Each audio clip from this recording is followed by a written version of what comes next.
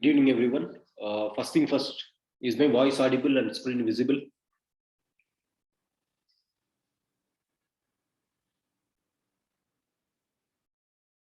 See, I have gone through the test that you have written. One thing that I can say for sure is everyone has the potential to score good marks in the mains. That is what I found. Irrespective of the ranks or irrespective of the thing that I have given, one thing that I found is if you are writing consistently like this, you will score good marks in the mains. That you have potential, right? That is first thing which I appreciate, and I appreciate this because UPSC goes as per a cycle. I always used to say that. Say for example, after prelims, you'll be writing mains. After mains, you'll be going to interview, and then you'll be coming back to prelims if you don't clear anyway. The major problem in Hyderabad, the major problem in Hyderabad is many people will be active during only prelims stage. During prelims, they do their best. They study well. They do their best. When the prelims is very near, around 3 months of prelims, they work very hard, really very hard, just like any other place, just like Delhi and Bangalore, they study. But the component which is missing in Hyderabad Hyderabad preparation environment is during this phase, that is between prelims and mains, many people lose their uh, tempo. They lose their tempo, and slowly they lose their tempo by the mains. They do not even know that there is one thing called mains which is happening. They just go on with the flow.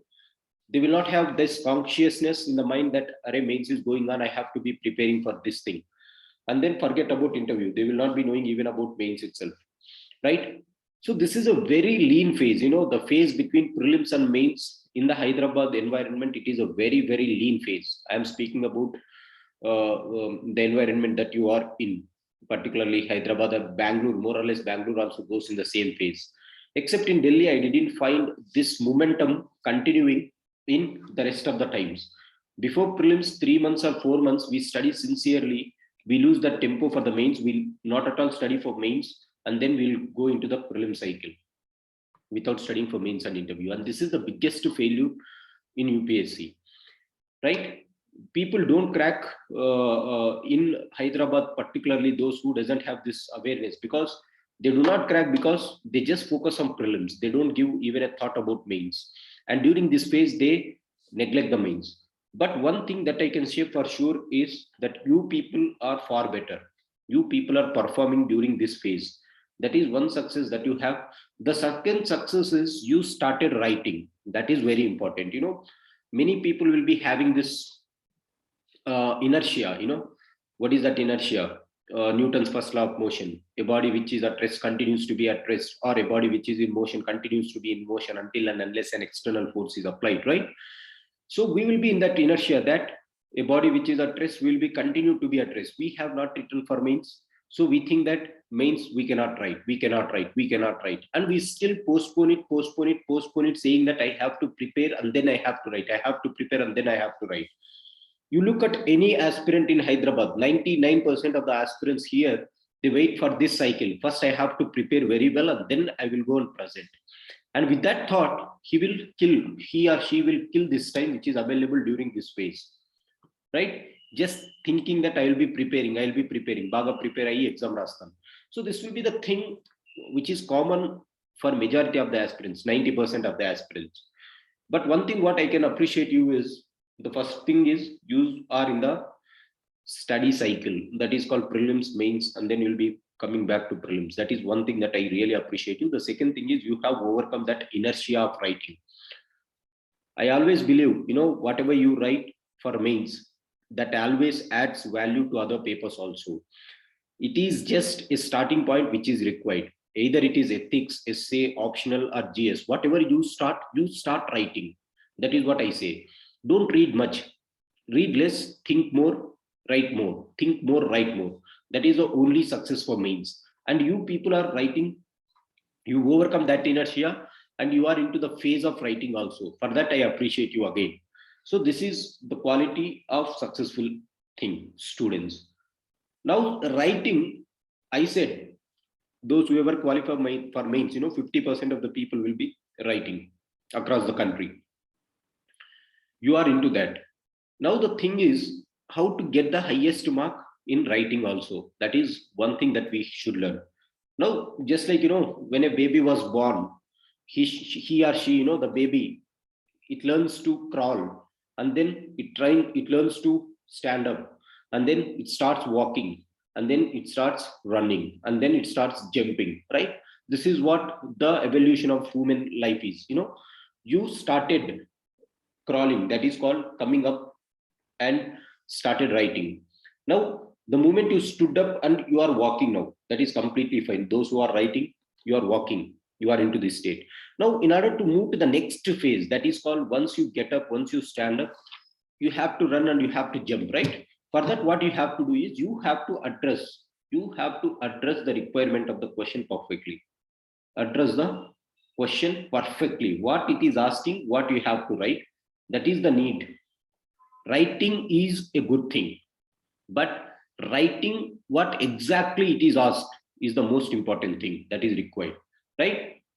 That is the thing. So be glad for yourself that you started writing one question every day. And I believe this, if you write one question every day, slowly we can increase that, and slowly we can perform. Write one question, that is not a much task. Obviously everyone here who is in the preparation, you are here to write the exam, right?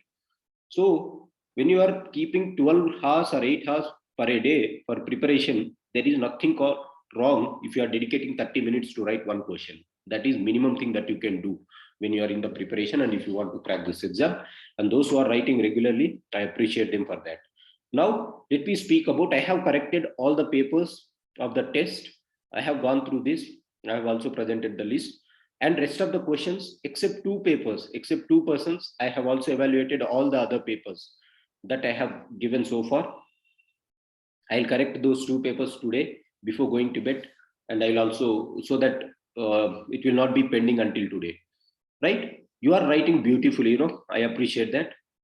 The thing which I found out in many of the people here is, whoever is writing, first thing, be glad that you are writing. Now let us start focusing on exactly what point you have to write, right? Writing an answer is just directly going and hitting the bullseye. It should not be like rotating around the bush. Don't read or don't rotate around the bush. Just address the question, what it is asking, what you have to write, come out of that. As far as ethics is concerned, not only ethics, in every answer you have to do this. You will not be having the time, to write big introductions, big conclusions. No, you will have just 7 minutes or 7.5 minutes. You will be having that time, and even you will not be having the time to think also. So in that 7 minutes, in that 8 minutes, you cannot write big introduction. If you are doing big introduction, if you are giving big introduction, then automatically you should compromise your answer in the body. So the point is, keep the introduction very simple, just in 2 sentences. I am saying introduction should not cross more than 20 words. Introduction should not cross more than 20 words. That should be the introduction. Conclusion should not cross more than 20 words. 20 words, WRDS words, right? 20, 20, 40. The rest of the words, 110 words you have, right? That you have to give to the body. So don't write big introduction. The moment you give big introduction, people will get upset. The fellow who is reading, if you are writing big introductions, he will be waiting. Where she or he has addressed the question. I have to wait for your question after 1 page or 1.5 page. If I think that you are writing the question there, what is the point of reading 1.5 page? Though the question may be relevant. I am saying, though the question may be relevant, don't stretch it. Say, for example, I have given a question, anger is a harmful emotion, right? I discussed about that. I have given a question about that. Anger is a harmful emotion, right? It is very essential to maintain or to balance it. Once again, I'll read that question.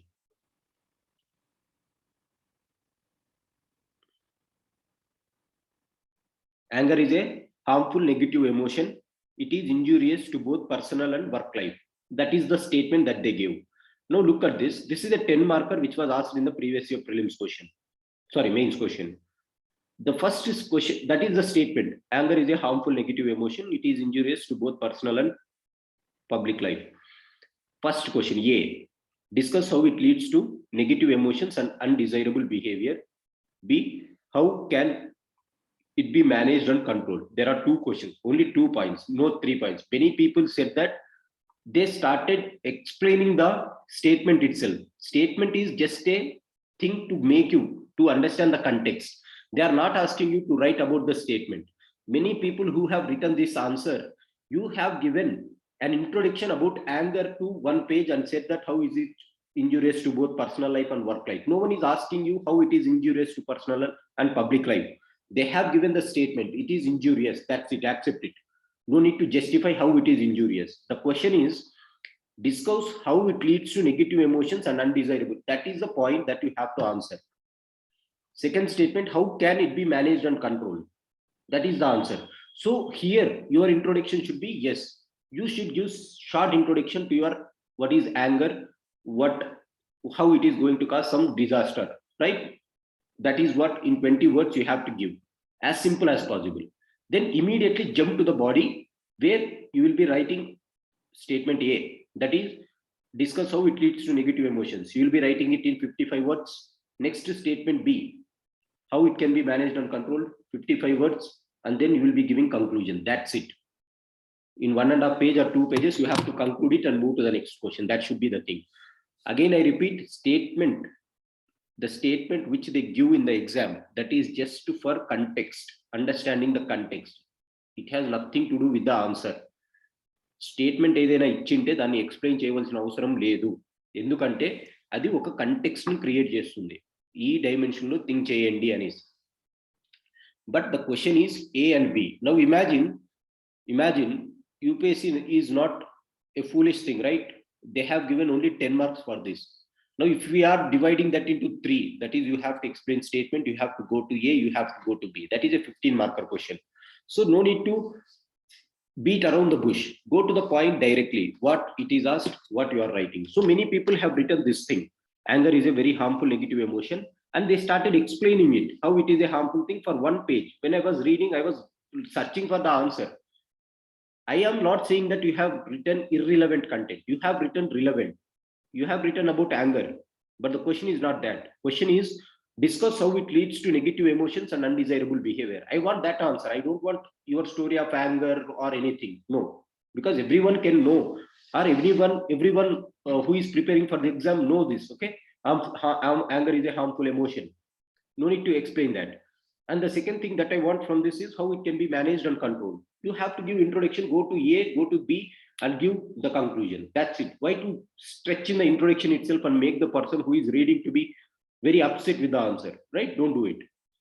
Let me go to another question. Many people did it. Only 1 or 2 persons that have corrected this answer, you have written directly. You didn't beat around the bush, you have come to the point directly. So the point here that I wanted to say for everyone is, if in the question, if there is a statement, that statement is giving a context for you to understand. That's it. It doesn't mean that it is asking you to explain that statement. No. Statement is an explanation avsaram le. If you are giving this introduction, give that in essay writing, not in GS papers. Essay writing, yes, you want to give that big introductions.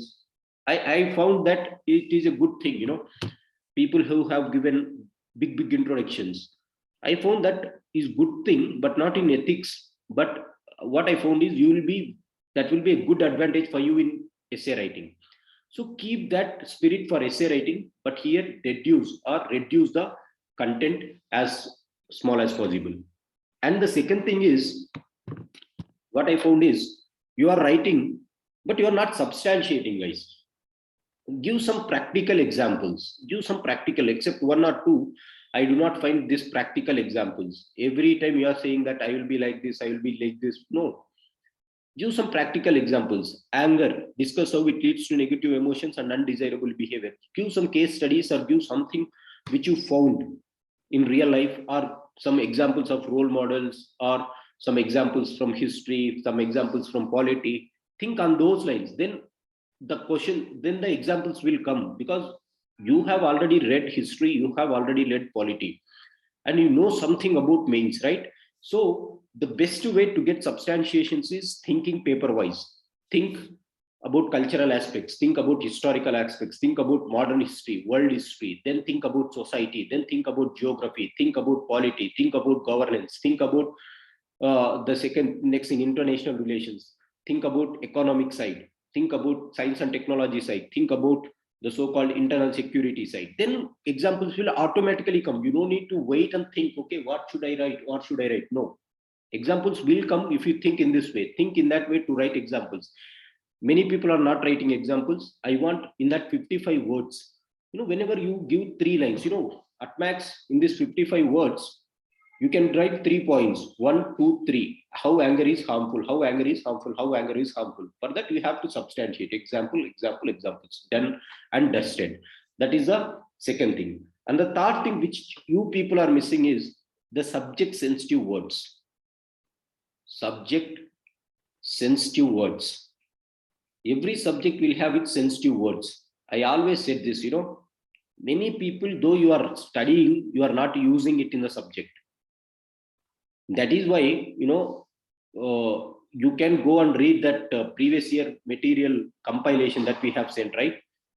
Go and read that subject sensitive words. Always keep, whenever you are writing a particular paper, that paper will have some subject sensitive words. Why I say subject sensitive words, why I give that much importance to subject sensitive words is, when your paper, say for example, if it is economy, when you are writing economy topics, your paper will be evaluated by economic faculty from some universities, right? If you are writing like a layman, just like any other person, it won't create interest. This will be just like an ordinary piece of writing.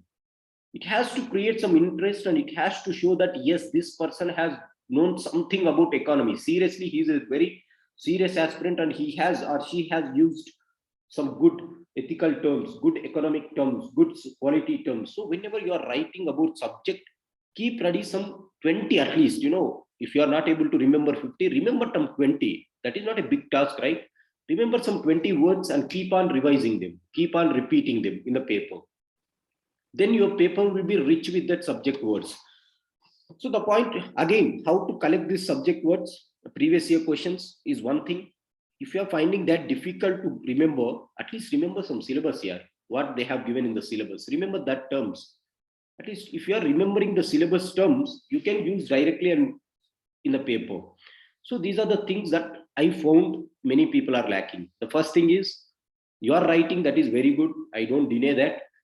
But what I want is from now on, start writing what exactly is asked. What do I mean by what exactly is asked? Address the statement in a very short way. You doesn't need to explain that to one page. Make sure that ethics or any other subject, look at the question marks that it is giving. If it is 10 marker, it should have only 150 words, which means 20 words for starting, 20 words for ending. Rest of the 110 words is your body. In that body, again, you have 2 paragraphs here, 2 questions. So 55, 55. Keep it simple. Don't write some big story. You're not writing Ramayana or Mahabharata, okay? You are writing an answer to get some good, decent marks. That's it. No need to show your talent there. Show talent in the usage of words. Show talent in writing it very simply and effectively. Show talent in writing some examples. That is what it makes a difference between a highest ranker and a person who is scoring less marks. That is the only difference. Otherwise, everyone can write, right? Right from our school days, we used to write. So these are the 3 things that you are missing. Let me go to the next question that I have asked. I will come to this test in a while. What do you understand by the following terms in the context of public service? Integrity, perseverance, spirit of service, commitment, courage of conviction. This everyone has written. Whatever I have, for the first question, I think everyone has given some satisfactory answer. I felt happy when I have read this 5 answers that you people have written. Very beautifully you have substantiated. Integrity, you have written simply what is integrity, and you have given example. Perseverance, the way in which you are writing, that reflects, okay, this fellow is thinking in a correct manner, right? So write in the same way. This question everyone has done justice. You have directly attacked the question. This is how you have to answer. Look at the papers that I have evaluated yourself. Look at this question and look at your other questions. That is the difference. Integrity, perseverance, you directly entered, you have written integrity means this, example, done. Perseverance, side heading, what does this mean, example, done. Spirit of service, done. So think about examples now. people here, they have given very good answer, but the difference in writing here varied from the examples that you carried. Many people said that Mother Teresa was very spirit, carried this spirit of service. Gandhiji was very integral, and Gandhiji showed perseverance during Indian national movement. Right? Whenever you are writing Indian national movement, it is better to use Gandhi, but don't reveal around Gandhi. You have many other personalities in Indian history, so don't make Gandhi is very good thing to see on the paper, but don't repeat Gandhi, Gandhi, Gandhi. Okay, then it makes somewhat okay. This part, this shows if you are repeatedly using Gandhi, it shows that okay, this person is just thinking about Gandhi. He is coming, he or she is not thinking about beyond Gandhi. Think about different personalities, right? And the best way to write these type of examples is, see, one person has written, like, say for example, perseverance during COVID-19.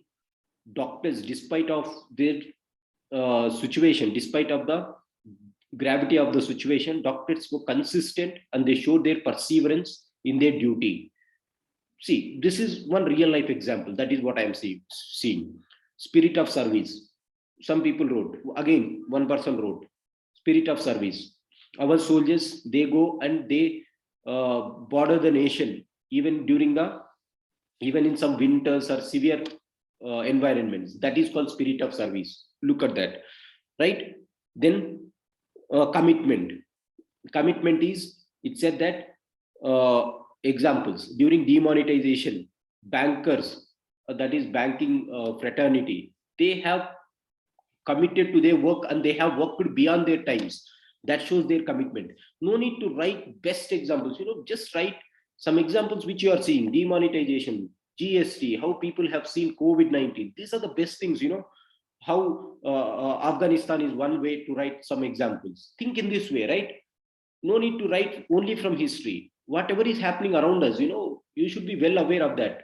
COVID-19 is best thing that has happened. Sorry, I mean, COVID-19 is one thing that you can substantiate your answers, right? And the second thing is demonetization, you can substantiate. GST, you can substantiate, right? You can substantiate farmers' loss. You can substantiate disruptions in the parliament. If you substantiate from international relations, don't just go with Hitler, right? Talibans are there, right? You have Afghanistan crisis. You have recently Chile, right? That the new president was elected for that. So you have to write these type of examples. Then it shows, okay, this person is reading some newspaper. This person is having awareness about the things which are going on. You have to show that on the paper. How you show it? You have to create that space, right? That space is created when you write examples. You can create that space when you write examples, right? That is the thing. In one movie it will be there, like Brahmananda movie. It says, space le dakada nene create chestunanani, right? You have to create your space to show your talent. That has a very good message. At a space ledu kani nenu create chestunananesi Brahmanandam antadu. It will be going on some humorous things, but it has very good intent or content in it, in that word. You have to create space in the paper to show yourself. Where can you show that? Where can you create that space? That space can be created when you are writing the example. So example is the place to show your talent. What do I mean by talent? Not writing beautifully or not writing some long sentences. No. Talent is reflecting what is going on in the society on the paper. Yes, many people will write Gandhiji, many people will write Cold War, many people write Hitler, right?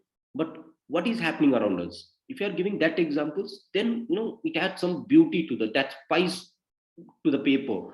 When we are reading, people will come to know, Arey, this fellow knows everything. That is the space that you have to create and you have to incorporate. So what I say, whenever you are writing examples, this is one best way. Don't just stick to the old examples, that is history examples, polity examples. Think newly, which is happening around the world, which is happening in the newspaper. That is why I always said, Hindu paper chadavakapoyina sare, at least read some regional newspapers anesi, right? This is how you can show. For example, if there is team spirit, you can write examples of Kohli, right? Virat Kohli losing the captaincy and the mismatch that is happening in BCCI. You can create one example there. So these are the things to create some space and write some answers. So read some newspapers here. Read some, if not Hindu, read some regional newspapers, know what is happening. So take from that. That is what I wanted to say. Next thing is, so this answer you have written good, but you can improve in substantiating the answers. Max Weber said that it is not wise to apply to public administration the sort of moral and ethical norms we apply to matters of personal concerns. This is the statement. It is important to realize that state bureaucracy might possess its own independent bureaucratic democracy. Sorry, until this entire statement is the statement of Max Weber. That is, it is important to realize that the state bureaucracy might possess its own independent bureaucratic morality. This is the question that I gave, I think 2 days back. Critically analyze this statement.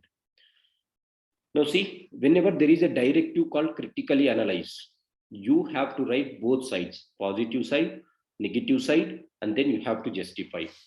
So what do I mean by critically analyze?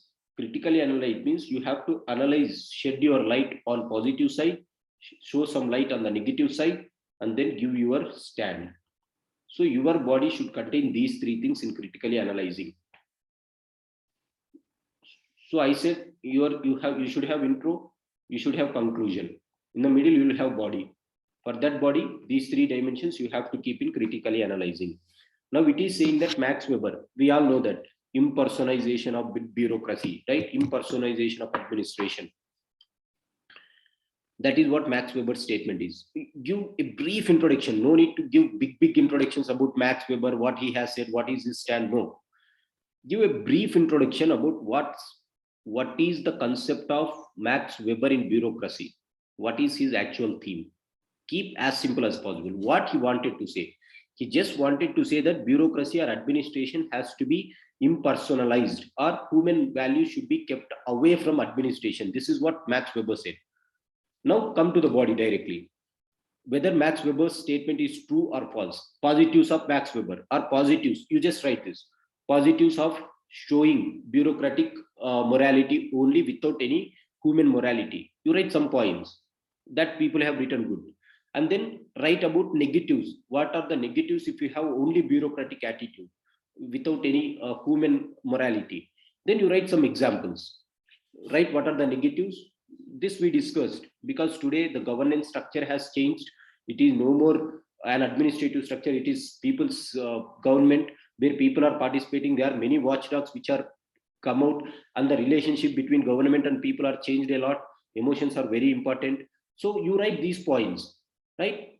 So whatever you are writing above in the positives, you'll be countering them. Write 3 points, not more than 3 or 4. No need to write 10 points.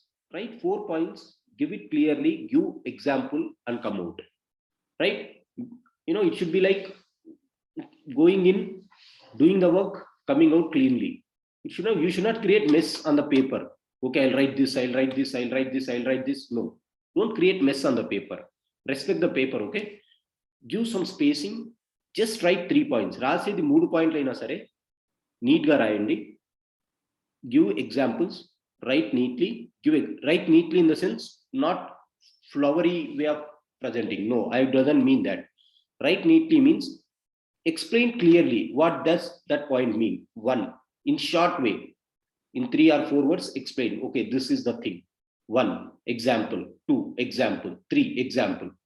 This is called neatly. Writing neatly is statement, example, statement, example.